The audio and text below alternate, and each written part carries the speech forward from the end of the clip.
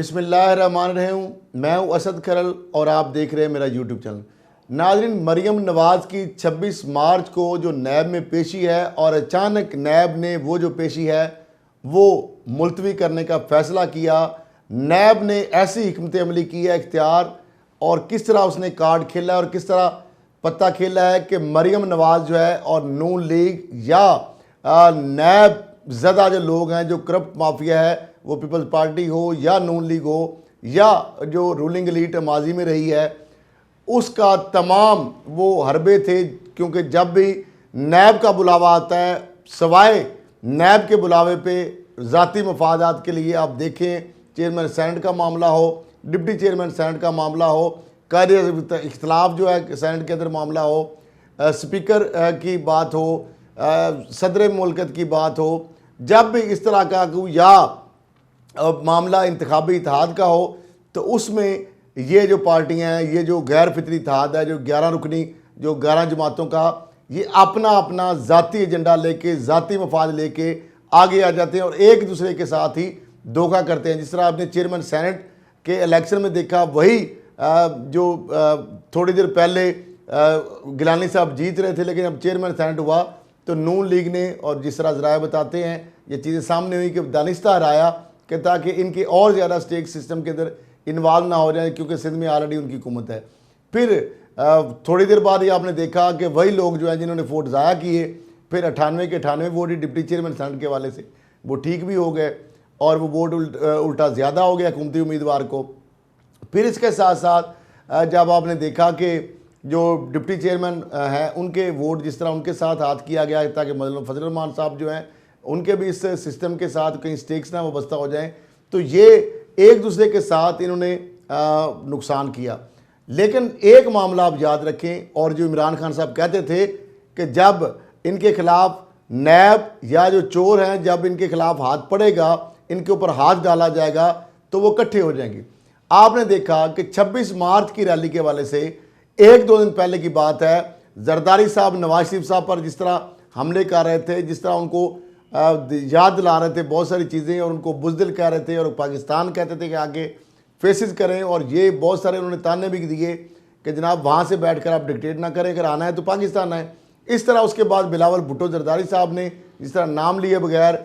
मरियम साहिबा को या उनके ख़ानदान को तनकीद का निशाना बनाया, और मरियम साहिबा की जानब से जिस तरह फिर उनके ऊपर वार किया गया, और इस तरह पहले जिस तरह तलाल चौधरी साहब ने ट्वीट किया कि देखा न्यूट्रल एम्पायर का मज़ा, और उसके बाद जब उनका जो जवाब आया तो पीपल्स पार्टी का भी। तो मामला ये है कि जनाब जमहूरियत और आमरीत की गोद या आमरीत जो पैदावार आप हैं, और जिस तरह ताना दिया जरदारी साहब ने या बिलावल साहब ने कि वो लाहौर का एक ख़ानदार है, उनकी ये रवायत है। तो ये सारी चीज़ें तंदोतज़ जुमले भी आपने देखे। लेकिन आप देखें कि जब ये करप्शन का मामला होता है ना, वो जो वज़ीर-ए-आज़म इमरान खान साहब जब वज़ीर-ए-आज़म नहीं बने थे और बाद में बनने के बाद उन्होंने कहा कि जब इनके ऊपर मैं हाथ डालूंगा, जब इनके को एनआरओ नहीं दूंगा, तो ये एक पेज पर इकट्ठे हो जाएंगे। अब देखें मरियम साहिबा की पेशी है करप्शन के केसेस में। उनके ऊपर क्या केसेस हैं कि जनाब आप जो 1485 या 88 है या गालिबन 1500 कनाल के करीब भी कह रहे हैं नैब, तो उनका जो प्रेस रिलीज है कि आपकी ये जो अराजी है, ये इसके सोर्स ऑफ फंडिंग, इसकी मनी ट्रेल क्या है, ये कहाँ से आपके पास पैसे आए। क्योंकि आप चंद साल पहले, बहुत कोई पुरानी बात नहीं है, आप कह रही थी कि पाकिस्तान तो क्या, लंदन तो क्या, पाकिस्तान में मेरी कोई इजाज़त नहीं। तो ये तकरीबन 1500 कनाल जो है अरबों रुपए मालियत की, ये जायदाद आपको किस तरह मिली, कौन से ज़राए आमदन थे आपके, सोर्स ऑफ इनकम आ जाना बता दें।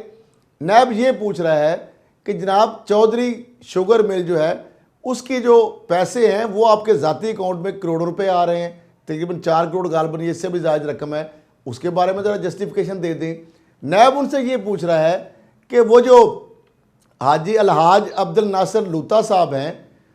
जो 164 का बयान भी उन्होंने मजिस्ट्रेट के सामने दिया है कि जनाब ये जो स्टॉक एक्सचेंज में जो शरीफ फैमिली ने मेरे खाते में डाले हुए ये पैसे, ये जो मामलात किए हुए हैं, मेरा इनसे कोई लेना देना नहीं है। ये तकरीबन वो भी तकरीबन गालबन 40 करोड़ से ज़्यादा रकम है वो, और वही हाजी नासिर लूता साहब जिनका समिट बैंक, ओमनी ग्रुप और उसके अंदर जरदारी साहब के जो फेक अकाउंट हैं, वो जो मेगा करप्शन और JAT और सुप्रीम कोर्ट का मामला है उसके अंदर भी उनका नाम आया। फिर उसके बाद जिस तरह इनके शेयर जो हैं वो फरोख्त हो रहे हैं, तो एक तरफ शो कर रहे हैं, उसके बाद इनको वापस भी कर रहे हैं, उसके बाद उनके बदले में पेमेंट भी नहीं कर रहे। तो नैब ये सवाल उनसे पूछ रहा है, क्योंकि सवालों का जवाब होता तो वो 2-4 सफ़ों का सवाल होता। मरियम साहबा ने कहा कि मैंने तो जत्था लेके आना है, और बाकायदा जनाब उनकी जो प्लानिंग है, और मरियम साहबा के साथ जो पीपल्स पार्टी की जो देख लें 2 दिन पहले की आपकी उनकी और उनके वालिद के बारे में जो उन्होंने अभी दोबारा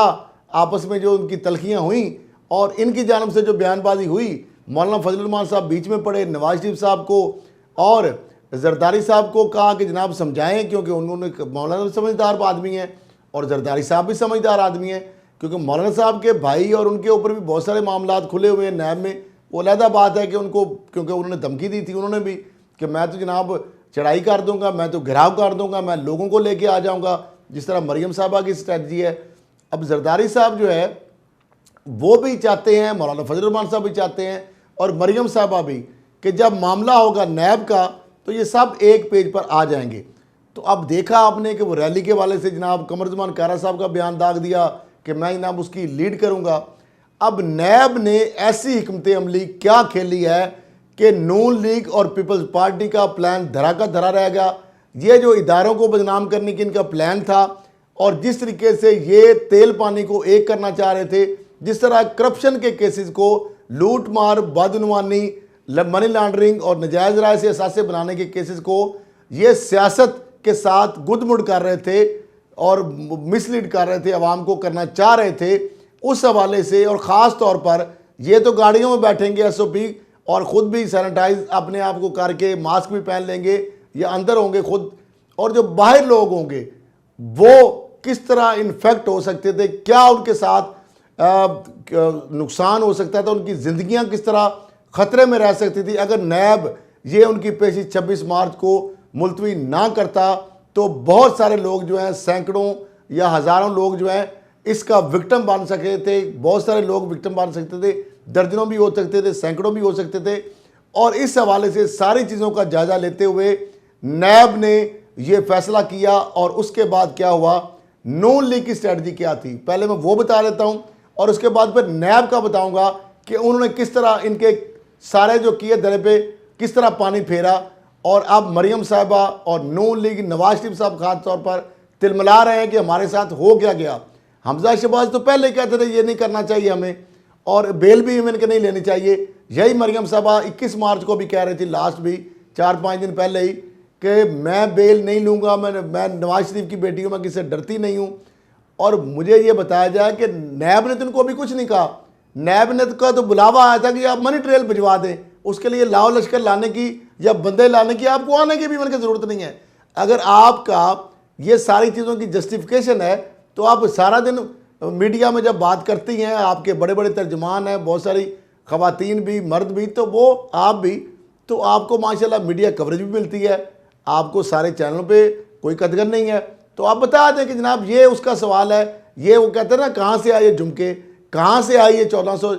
से 44 और 85 या 88, नैब तो तकरीबन 1500 कनाल कह रहा है। नैब ये पूछ रहा है कि 350,000 कनाल जो ज़मीन है जो शरीफ फैमिली की है, उस हवाले से आप बता दें। चौधरी शुगर मिल के हवाले से जो आपको पैसे आए वो नैब कहता है आप बता दें। नैब ये कहता है कि जो हाजी नासिर लूथा साहब जो है वो तो 164 का मजिस्ट्रेट के सामने बयान दे चुके हैं कि जनाब ये खुद ही फ्रॉड कर रहे थे, स्टॉक एक्सचेंज में मेरे नाम में जो शेयर डाल रहे थे और निकाल रहे थे, और ये तकरीबन 40 करोड़ जिस तरह गालिबन नैब ज़राए ने बताया, उससे ऊपर नीचे भी रकम हो सकती है, क्योंकि इनके इतने गोरख धंधे, इतने करोड़ों रुपए इन्हें लूटे हैं कि उसका हिसाब किताब भी अब कितना बंदा याद रखे, क्योंकि इनके एक मामला आ तो याद रखे।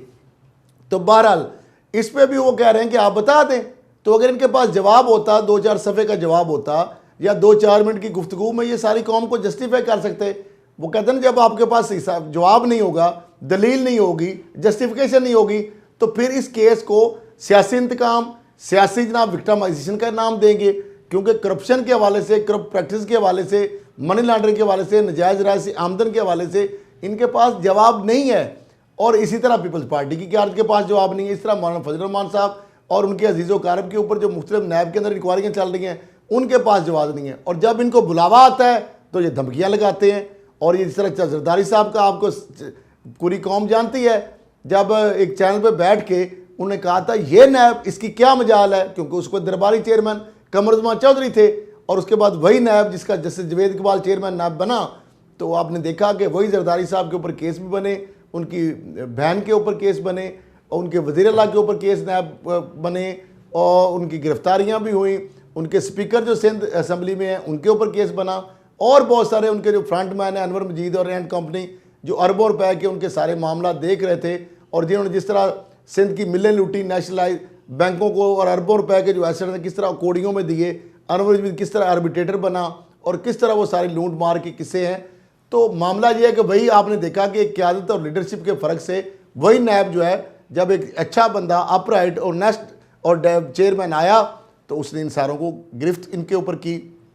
इस तरीके से जब नवाज शरीफ साहब और शाहिद खान यही नैब है जिसके चेयरमैन जब जैसे जवेद इकबाल आए,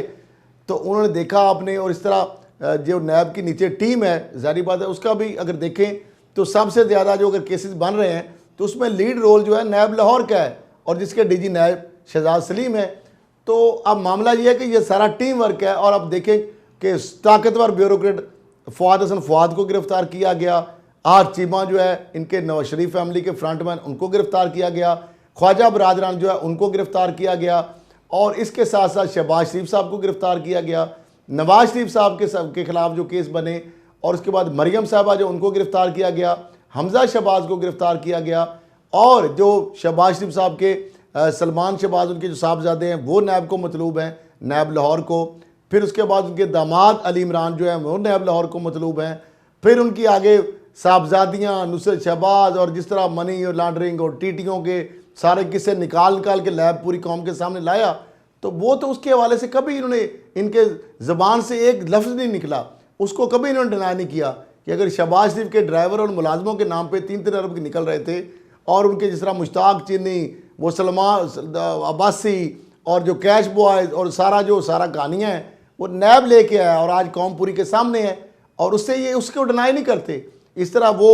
पीपल्स पार्टी वाले भी कोई ऐसी जो उनके खिलाफ जो केसेस आए, जो सुप्रीम कोर्ट में चीज़ें पेश हुई, जो JIT ने पेश की, जो नैब के रेफरेंस हैं, कभी उन्होंने किसी चीज़ को डिनाई नहीं किया जी हमारे खिलाफ इंतकाम हो रहा है, हमारे खिलाफ इंतकामी कार्रवाई हुई। भाई इंतकामी कार्रवाई कहाँ से आ गई इसमें? ये इसमें तो करप्शन, लूट मार, ये फैक्ट्स हैं, दस्तावेजात हैं, अकाउंट्स हैं, डिटेल्स हैं, पूरी एक एक चीज़ डॉक्यूमेंटेड है, डॉट टू डॉट है। और वाइट कॉलर क्राइम में जिस तरह बेनामीदारों को और आपने रखा हुआ था, मैं समझता हूँ नैब की हिम्मत है, और किस तरीके से उन्होंने ये जेम्स बॉन्ड की तरह चीज़ें निकाली, वरना तो आपने लेयरिंग की हुई थी, ऑफशोर कंपनियां बनाई, फिर टीटियां, यहाँ से पैसा जाता था वापस आता था, सारी चीज़ें। अब मामला ये है कि ये जो पहले तो बता दें कि जरा इन्होंने क्या बनाया था प्लान, और इस तरह किस तरह वो कहते हैं ना कि अपने पछता रहे हैं कि जनाब हुआ हमारे के साथ क्या। एक तरह तो ये परसेप्शन ये मरियम साहबा कि नैब डरता है निहत्ती लड़की से। निहत्ती लड़की भैया आप तो जत्थे लेके आती हैं, ये कौन सी निहत्ती लड़की है? फिर वो कभी कहते हैं जी डरते हैं बंदूकों वाले एक निहत्ती लड़की से। पता नहीं वो उनको समझ नहीं है कि आपने वो जिनके शेर आप पढ़ती हैं, पता नहीं आपको समझ नहीं है। शहबाज शरीफ जिस तरह हबीब जालब के शेर पढ़ते हैं, मैं नहीं मानता इस दस्तूर को, इस सुबह बेनूर को, पता नहीं क्या क्या अजीबो गरीब किस्म की कहानियाँ आप सुनाते हैं। बाप आपके कहते हैं मैंने धेले की करप्शन नहीं की और दमड़ी की करप्शन नहीं की। आपके चचा कहते हैं मैंने धेले की करप्शन नहीं की। आप कहती हैं अरबपति आप दादा की पोती थी। तो अरबपति दादा की पोती जो है वो एक चैनल पे बैठ के चंद बहुत को लंबा अरसा नहीं है, वो कह रही थी कि जनाब लंदन तो क्या मेरी पाकिस्तान में भी कोई जायदाद नहीं है। तो वो दादा पोता की कहानी तो हुई पुरानी। वो जो हुसैन नवाज, हसन नवाज का इंटरव्यू रिकॉर्ड पे है BBC को कि उस वक्त वो कह रहे थे 90 की दहाई में कि जनाब मैं यहाँ पे रहता हूँ और दादा मेरे जो वो रेंट बेचते हैं। तो वो तो एंकर ने फंसा लिया कि वो रेंट कैसे आता है जी, वो बस क्वार्टरली आ जाता है। उसके बाद वो 90s में आप कलसूम साहबा मरहूम वहाँ पे गई, आपने 90 की दहाई में वहाँ पे प्रेस कॉन्फ्रेंसें बैठ के की। यानी ये इनको शर्म नहीं आती, इतना डिटाई से झूठ बोलते हैं। पूरा टब्बर चोर है और पूरा टब्बर ही झूठा है। फिर इन्होंने वहाँ पे कहानी चला ली तोता मैना। जब पनामा केस आ गया तो अपने तौर पे 1.5 अपने बाप को बचाने के लिए बेटे ने कहा कि मैं जुर्म कबूल करता हूँ, हुसैन नवाज आ गए, उसमें फंस गए एडमिशन करके कि जनाब हाँ जी अल्हम्दुलिल्लाह अल्हम्दुलिल्लाह ये हमारे हैं। फिर बहन के साथ एक बेनिफिशियल डीड ट्रस्ट डीड बना ली, तो वो भी जाके लंदन से मैंने पकड़ ली। जब इधर सुप्रीम कोर्ट में इन्होंने कुछ और पेश कर दिया, ट्वीट मरियम साहबा ने और कर दिया, मुझे फिर लंदन जाना पड़ा। वो जेरी फ्रीमैन का सारा मैंने रिकॉर्ड निकाला, उसकी कितनी फर्में बंद हुई, तो वो बेचारा फिर भी गलत नहीं था। उसके बारे में जो सोलिसिटर से मैंने बात की तो उन्होंने कहा जी उस बेचारे ने तो जो सही बात थी उसके मुताबिक लिखा, और वही मरियम साहबा ने ट्वीट भी कर दिया और फेसबुक पे चढ़ा दिया। और जब बुकरा ने देखा उन्होंने कहा फंस जाएंगे। तो सुप्रीम कोर्ट में जो बुकरा ने पेश की वो और कहानी थी, जो मरियम साहबा ने की थी वो कैलबरी फॉन्ट वालों का सारा मामला, और जिस तरह जायज साइन उसके किए और फिर 1, 2 और 3 की बजाय 4 लिख दिया जो बुकरा ने आगे टेम्परिंग की। तो ये जल्दी बड़ी होती है मरियम साहबा को, नून लीग को। ये वो कहते हैं ना, फिर या तो तर्जमानी इनको आता, इंग्लिश उर्दू का मसला बन जाता है, और आप देखें मिठाई बांटने में बहुत जल्दी है। मरियम साहबा ने जल्दबाजी में ट्वीट कर दिया और बुकला ने वो और कुछ चीज़ जमा करा दी, इसलिए मैं फिर लंदन गया और फिर लेके आया। और 12 अगस्त 1998 को लैंड रजिस्ट्री के इन्हीं फ्लैट्स की मैंने निकलवाई थी कॉपीज़। और जो 99 में मैंने किताब लिखी, 99 में आपके गांव में मैं गया जाती उम्रा में, वहाँ से सारे आपका कच्चा और पक्का घर जो है आपके दादा अरबपति जो हैं, जो उनका घर मैंने वो वहाँ पे देखा। और एक आधा कच्चा था घर, आधा पक्का था, और वहाँ पे गुरुद्वारा बना हुआ था। और वो आपके बारे में जो जो लोगों ने किस्से सुनाए वो तो किताब के अंदर लिखी हैं, उन लोगों की तस्वीरें भी हैं सिखों की, और जो बुज़ुर्ग थे कि आप वहाँ पे क्या करते थे। उन्होंने तो ये भी बताया कि हमें तो सुन सुन के हैरान होते हैं। 99 की जब मैं बात कर रहा हूँ कि 30 की दहाई में जब 1930 के करीब ये गए थे, बरकत और शफी लाहौर गए थे, तो हमने सुना कि वो कमाई करने के लिए गएंगे। उसके बाद दूसरे भाइयों को उसको बुला लिया कि यहाँ ठीक है, 1 रुपये पे 25 पैसे से शुरू की मजदूरी, फिर 1 रुपये पे भट्टी पे शुरू कर दी। लेकिन वो माशाल्लाह उन्होंने मेहनत की, और उसमें मेहनत में अजमत है बहुत सारा। तो उसके बाद जनाब मियाँ शरीफ साहब थोड़े बहुत पढ़े लिखे थे, उनको भी बुला लिया। तो आप वो जो मेहनत करके जिन्होंने एम्पायर खड़ी की, पहले वो भट्टी थी, फिर फाउंड्री, फिर इंडस्ट्रीज़, और सारी चीज़ें जो कन्वर्ट हुई और मल्टीपल चीज़ें बनी, तो आप जो अपने आज वो किधर हैं सारे लोग,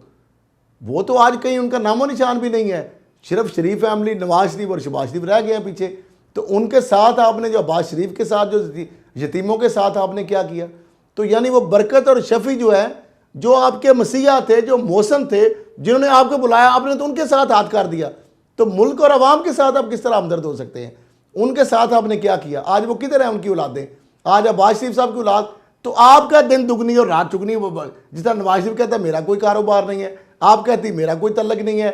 शहबाज शरीफ साहब कहते मेरा कोई बिजनेस नहीं है। और उनकी तो भैंसें भी माशाल्लाह करोड़ों में दूध दे रही थी, पता नहीं वो कौन सी सोने का दूध दे रही थी जी, क्या कर रही थी। अफजा शहबाज का देख लें।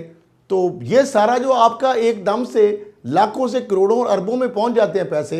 ये कैसे होता है। जब आप इक़्तिदार में होते हैं एकदम से ऊपर चले जाते हैं, उसके बाद नीचे चले जाते हैं। तो मामला ये है कि ये जो एक तो आपने जो स्ट्रेटजी बनाई थी, उस हवाले से नैब ने तमाम तार आपकी जो है ना वो मजमूम अज़ाइम उस पर पानी फेर दिया है। नून लीग ने क्या स्ट्रेटजी बनाई थी, पहले आपसे वो डिस्कस करते हैं, और उस पर नैब ने उसको किस तरह काउंटर करके इनको चारों शाने छत की है, उस हवाले से बताते हैं। पहले बता देते हैं नून लीग की। अब 25 मार्च के हवाले से मरियम साहबा ने जो उनको चूँकि तलब किया, और उस हवाले से उन्होंने जो स्ट्रेटजी बनाई थी वो क्या थी।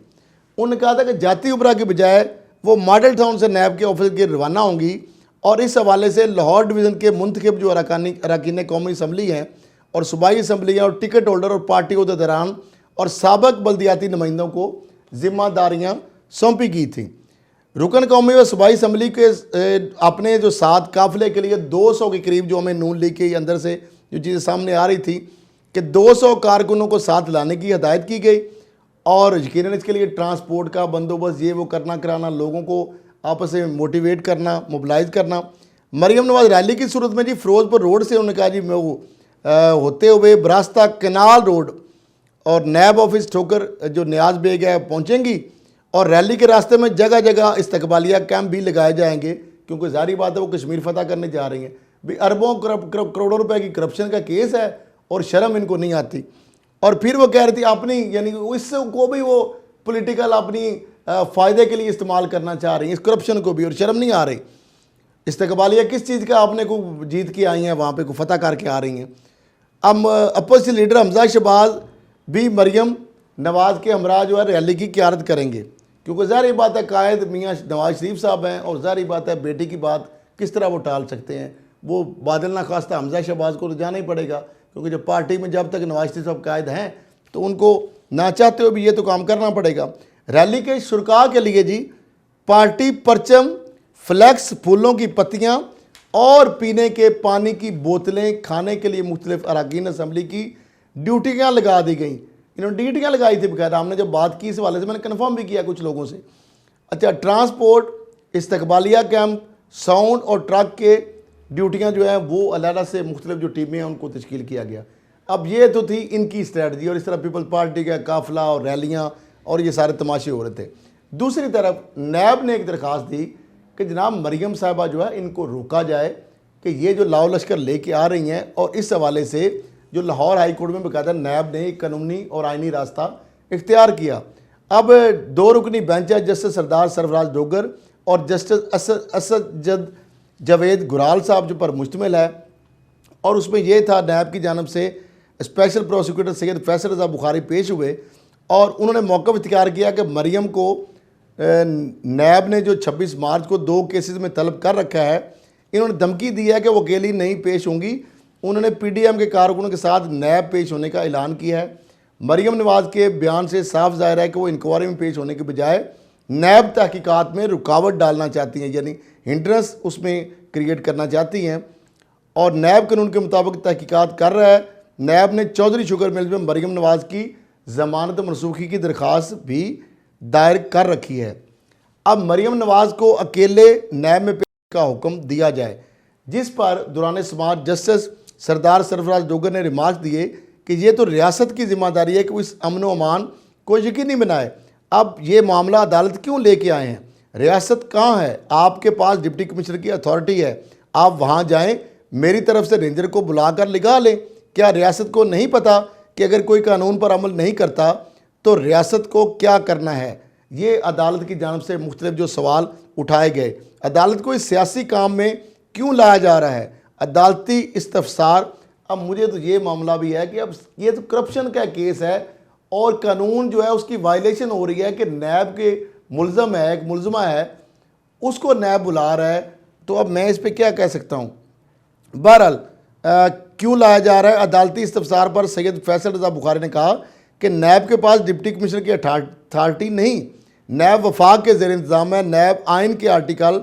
5 की अमलदारी के लिए दरख्वास्त दायर की है। नैब चाहता है कि आर्टिकल 5 के तहत मरियम नवाज़ को कानून की पासदारी करते हुए हुक्म दिया जाए, जिस पर जस्टिस सरदार सरफराज डोगर साहब ने रिमार्क दिए कि आप जो चाहते हैं वो करें, अदालत इसमें क्यों मुदाखलत करे? अदालत मरियम नवाज़ को नहीं रोकेगी, नैब इस मामले से खुद निपटे, ये रियासत की जिम्मेदारी है, रियासत अपनी जिम्मेदारी अदा करे। बाद अज़ा अदालत ने मरियम नवाज़ की नैब पेशी के मौका पर कारकुनों के साथ लाने के खिलाफ नैब की दरख्वास्त निपटाते हुए करार दिया कि हर शहरी की जिम्मेदारी है कि वो कानून की पासदारी करे, अगर कोई कानून की पासदारी नहीं करेगा तो कानून अपना रास्ता बनाएगा। तो नाज़रीन, ये लाहौर हाई कोर्ट में भी नैब गया तो जाहिर बात है हाई कोर्ट या अदालतें भी कानून और आइन के मुताबिक जो पाकिस्तान हर सिटीज़न ऑफ पाकिस्तान को जो शहरी जो आज़ादियाँ हैं या जो फंडामेंटल राइट्स है, तो उन्होंने तो उस हवाले से ही एक फ़ैसला देना था जो उन्होंने दिया। और बात उन्होंने बड़ी वायलेट की कि रियासत के पास ये उसको समझ होनी चाहिए, नैब को होनी चाहिए कि जो अगर कानून को हाथ में लेता है या अमलदारी पे अमल दरामद नहीं करता तो वो रियासत उसके ऊपर कानून अपना रास्ता बनाएगा। तो ये बड़ी वैलिड एक बात थी। अब दूसरी जानब आ जाते हैं कि नैब जो है उसने ये इक़दाम क्यों उठाया, जो मैंने इंट्रो में बात की कि किस तरह दर्जनों सैकड़ों लोग जो है उनकी ज़िंदगियों को ख़तरे से लाक किया जा सकता था, और दूसरी जानब इनके जो पैसे हैं वो भी ज़ाया हो गए, इनकी हिकमत अमली भी धरी की धरी रह गई, और इनका जो मोमेंटम था, जो हाइप थी, जो मीडिया के अंदर जो पूरा लाहौर को जैम करना था या पूरे पाकिस्तान में टीवी जो जिस तरह एक चल पड़नी थी लाइव इसकी। और ये भी मैं इसके ख़िलाफ़ हूँ कि मुलज़म की पेशी के दौरान ऐसी मुलज़म या जो कन्विक्टेड लोग हैं उनको हमारे चैनल को इनकी कवरेज नहीं करनी चाहिए, इनको हीरो बना के पेश नहीं करना चाहिए। तो ये खुद ही अपनी मौत मार जाएंगे, जिस तरह अल्ताफ़ हुसैन के साथ आपने देखा जब हाई कोर्ट ने उनकी तस्वीर और आवाज़ और बयान पे पाबंदी लगाई तो अपनी मौत खुद ही मार गए। तो मामला ये है कि हमें मीडिया को भी एज ए रिस्पॉन्सिबल मीडिया बेशक हम सोशल मीडिया की भी मैं बात बैठ के कर रहा हूँ, लेकिन नेशनल मीडिया जो है, जो चैनल्स हैं, उनको ऐसे लोगों की इस तरह की एक्टिविटीज़ जो हैं जो कि कानून के ख़िलाफ़ हैं और जो खुद ये उसको अपॉर्चुनिटी के तौर पर यूज़ कर रहे हैं और इदारों को बदनाम उल्टा कर रहे हैं और जो तेल पानी मिक्स कर रहे हैं और जो करप्शन को सियासत से इनकाम मिला रहे हैं और इंतकाम और लोगों को झूठा बयानियाँ बना के इदारों के बारे में जहर उगल रहे हैं और अपने आप को मासूम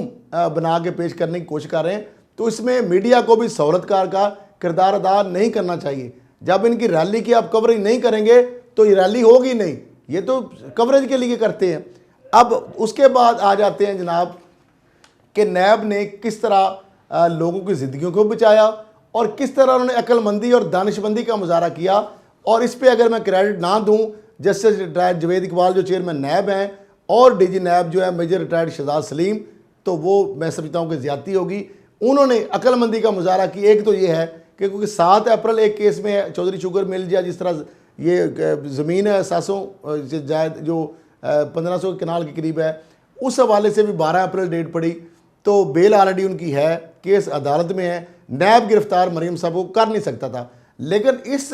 पेशी की आड़ में वो जिस तरह अपॉर्चुनिटी लेना चाह रही थी और जिस तरह उनके पैसे भी ज़ाया हो गए और वो अपॉर्चुनिटी भी नहीं मिलेगी, तो ये एक अक्लमंदी के काम किया। दूसरा, लोगों की ज़िंदगियाँ किस तरह, जिस तरह मैंने कहा कि नैब ने बचाई हैं, उस हवाले से मैं बताता हूँ। वो भी जो क्रेडिट है इसको हम दिए बगैर नहीं रह सकते। जो चेयरमैन नैब और जो है DG NAB major Shahzad Saleem, और इस हवाले से पहले मैं नैब का अलामिया पढ़ देता हूँ और उसके बाद मैं आपसे वो एक लेटर दिखाऊंगा जो कोविड-19 के हवाले से जो लेटेस्ट जो एक SOP आया है, और उसकी सेक्शन 1G जब मैं पढ़ूंगा तो आपको समझ आ जाएगी किस तरीके से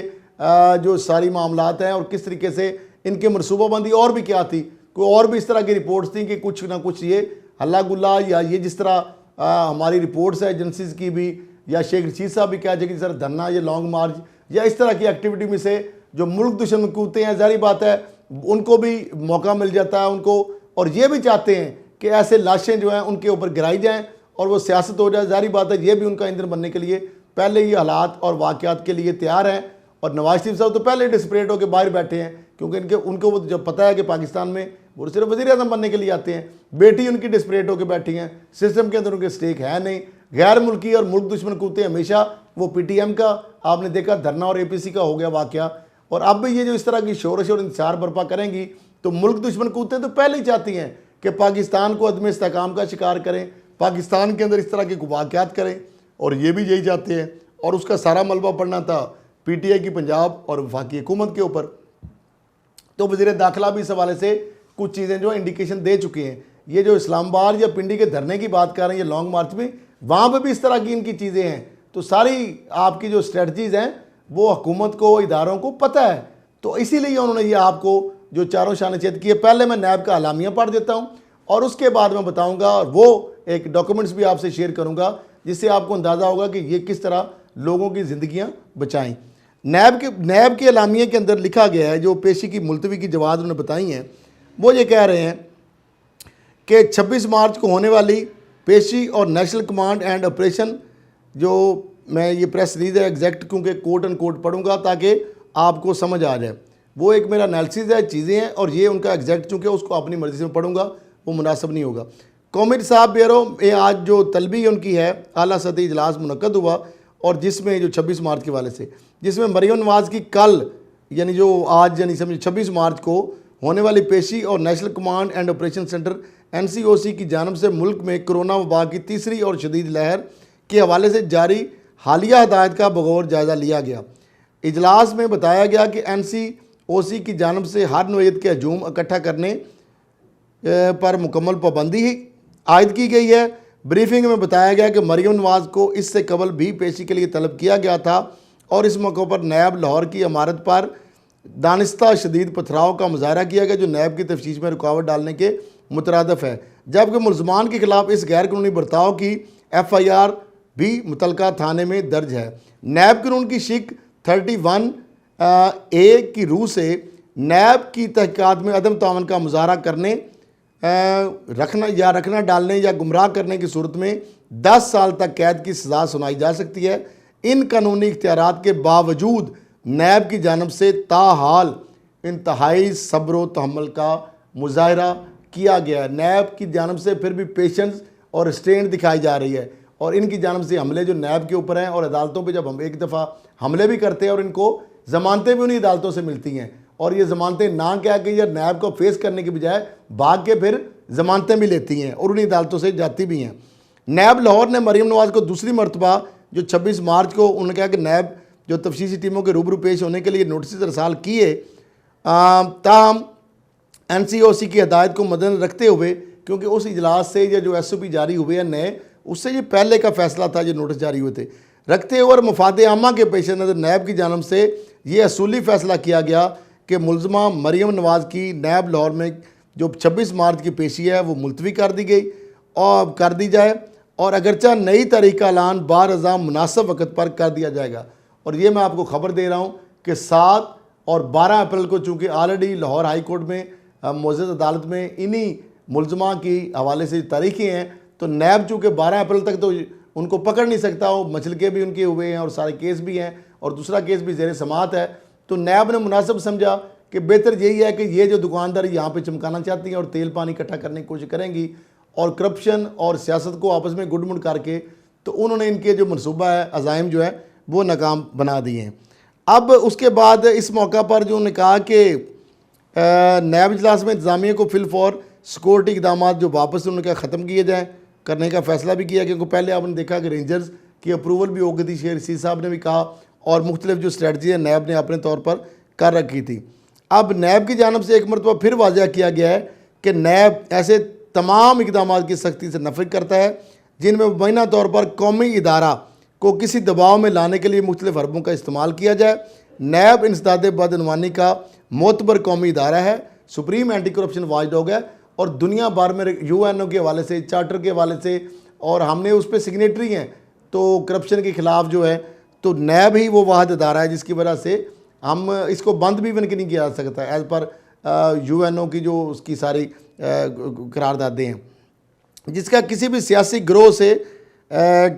किसी किस्म का या जमात से किसी किस्म तल्लुक़ नहीं, बल्कि नैब की वाबस्तगी सिर्फ़ और सिर्फ रियासत पाकिस्तान और पाकिस्तान के अवाम से है। अब इसके साथ साथ नाजरीन, जो कोरोना के हवाले से जो शदीद लहर है, उस हवाले से किस तरह दर्जनों लोगों की जो है ज़िंदगियाँ बचाई, क्योंकि उसके अंदर क्लियर है कि सोशल डिस्टेंस आपने रखना है और आपने जनाब सैनिटाइज़ करना है, और जिस तरीके से ये कारकुनों को मजमे और जत्थे, आपको पता है शादियों के ऊपर ऑलरेडी पाबंदी हो चुकी है कि 300 से ज़्यादा लोग और खुले हों, खुले आसमान तले हों, उसके लिए डिस्टेंस इतना होना चाहिए, सिनेमा थिएटर हॉल और इज्तिमात पर पाबंदी है। मैं सिर्फ उसकी एक सेक्शन आपको, ये नोटिफिकेशन अभी NCOC की जानब से जारी हुआ है, और इस हवाले से मैं सिर्फ एक उसकी शिक जो है, जो मैंने कहा था कि जो G सेक्शन है, वो मैं आपको शेयर करता हूँ। कंप्लीट बैन ऑन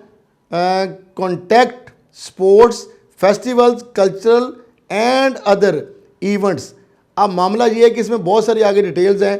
तो मामला ये है कि नैब अगर ये फ़ैसला ना करता तो बहुत सारे लोग जो हैं वो कोरोना जो है एक मुज़ी वबा है उसका शिकार हो सकते थे, उसका एहतमाल था, और जिस तरीके से ये सारा तमाशा कर रहे थे, दूसरी जानब इन मुलज़मों को एक हीरो बना के और मीडिया कवरेज, और मीडिया भी हमारा माशाल्लाह इस तरह की एक्टिविटी दिखाता है, इस पर भी पैमरा को एडवाइजरी जारी करनी पड़े, इस पर भी ऑनरेबल कोर्ट्स जो है उनको करना चाहिए कि जनाब ये ऐसे जो मुलज़म हैं और जो मुजरम हैं और जिन्होंने अरबों रुपये लूटे हुए हैं, जिनके ऊपर नैब FI केसेस हैं, जो भगौड़े हैं, अगर नवाज शरीफ साहब हैं तो इनकी भी सज़ा में कालदम है, मरियम साहिबा भी, तो इनकी कवरेज नहीं होनी चाहिए और बनता भी नहीं है, कुछ जवाब भी नहीं है। आप नैब में जिस तरह दिगर मुलज़म जाते हैं, ये जाए रैलियाँ निकालते फिरें, ऐसे को कवरेज नहीं देनी चाहिए। तो मामला ये है कि ये जो सारी चीज़ें हैं, अब नैब ने ये स्ट्रेटजी जो अपनाई है उससे लोगों की ज़िंदगियाँ भी बच गई हैं, इनको वो अपॉर्चुनिटी भी नहीं अवेल हो सकी, और आप ये हाथ मार रहे हैं कि हमारे साथ हुआ क्या। हालांकि एक्सपोज भी हो गए,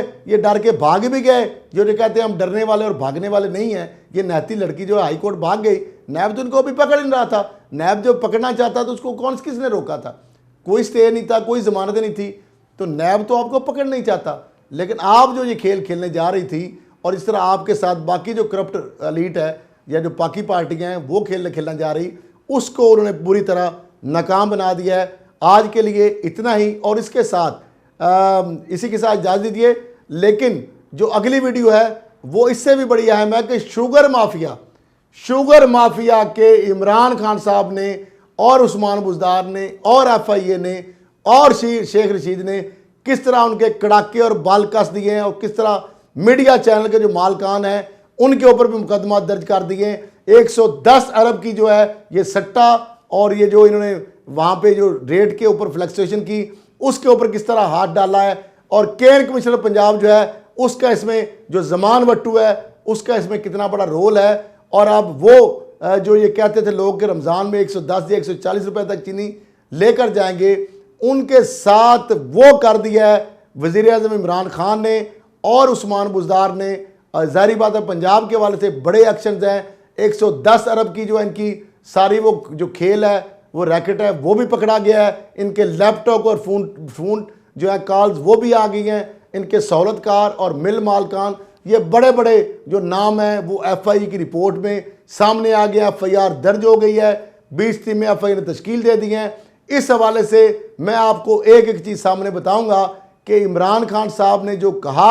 और वो ज़ाहिर बात है जब टॉप मैन ठीक होगा तो नीचे जो माफिया है उसके ऊपर फिर हाथ डाला जाएगा। वो कब्ज़ा माफिया हो, वो शुगर माफिया हो, क्योंकि पहले तो माफिया राज था। शुगर माफिया और जो जितने भी लोग हैं कब्ज़ा माफिया वो खुद इक़्तिदार के ईवानों में बैठे हुए थे, तो लिहाजा उन्होंने हाथ अपने खिलाफ क्या डालना था, अपनी गर्दन में रस्सा कोई फिट नहीं करता। वो क्या चीज़ है उस हवाले से अगली वीडियो देखेंगे। वहाँ पे बहुत सारी ऐसी चीज़ें मैंने कभी इस तरह मेरा ख्याल है कभी मैंने ऐसे कहा होगा कि मेरी अगली वीडियो देखें। वो वीडियो आपको देखेंगे तो आपको पता चलेगा कि किस तरह माफिया राज था और किस तरह उनको नकेल डाली और पकड़ा गया। उसमें 2 मीडिया चैनल मालकान जो है उनको भी इमरान खान नहीं छोड़ा, क्योंकि वो भी माफिया बने हुए थे। वो ये समझ रहे थे कि अपने मीडिया चैनल की आड़ में किसानों को और किस तरह से उनको पैसे उनके खा जाएंगे और किस तरह हुकूमत को ब्लैकमेल करेंगे। इमरान खान साहब ने उनको भी कंप्रोमाइज़ नहीं किया, उनके फ़ोन नहीं सुने। दानिस्ता वो लोग जो दावेदार थे कि वज़ीर आज़म इमरान खान साहब तो हमारे हाथ में हैं, उनके साथ जो हुआ, या उस्मान बुज़दार साहब हमारे हाथ में हैं, उनके साथ क्या हुई है और किस तरह उनको काबू किया गया है, वो उसके लिए देखें मेरी अगली वीडियो। इसी के साथ इजाज़त दीजिए। अल्लाह हाफिज़।